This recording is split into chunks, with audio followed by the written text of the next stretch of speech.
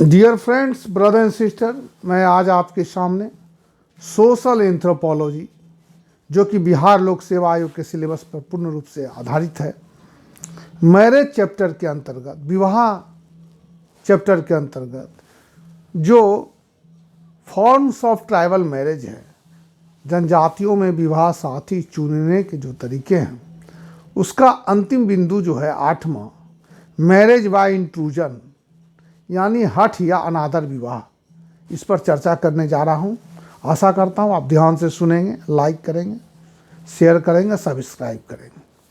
चलिए बिंदु की ओर चलते हैं कि मैरिज बाय इंट्रूजन यानी हठ या अनादर विवाह क्या है।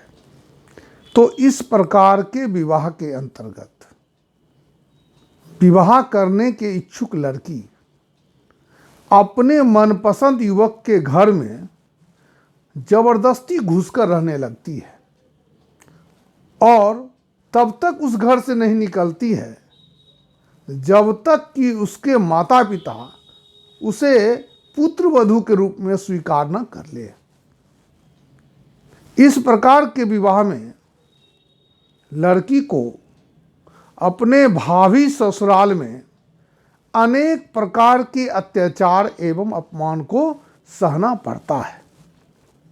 इसी कारण से इसे हठ या अनादर विवाह भी कहा जाता है। ओरांव जनजाति तथा संथाल जनजाति में इस प्रकार के विवाह को निर्वोलोक विवाह यानी कि बिना लोक लज्जा का होने वाला विवाह भी कहा जाता है। संथाल जनजाति में ऐसे स्त्री को घर से भगाने के लिए आंखों में मिर्च तक डाल दी जाती है। यदि स्त्री इस यातना को भी सहन कर लेती है तो युवक को उससे विवाह करना आवश्यक हो जाता है। हो जनजाति में इस प्रकार के विवाह को अनादर विवाह कहा जाता है। निष्कर्ष निकालते हैं दोस्तों। निष्कर्ष क्या निकलता है? जनजातीय समाज में जो विवाह साथी चुनने के तरीके हैं, जो 8 प्रकार हैं, उसमें क्या निष्कर्ष निकलता, आज इसकी भी 2 लाइन चर्चा करते हैं। लिख दिया हूं बोर्ड पर, आप उसको देख सकते हैं, उतार सकते हैं, स्क्रीनशॉट कर सकते हैं।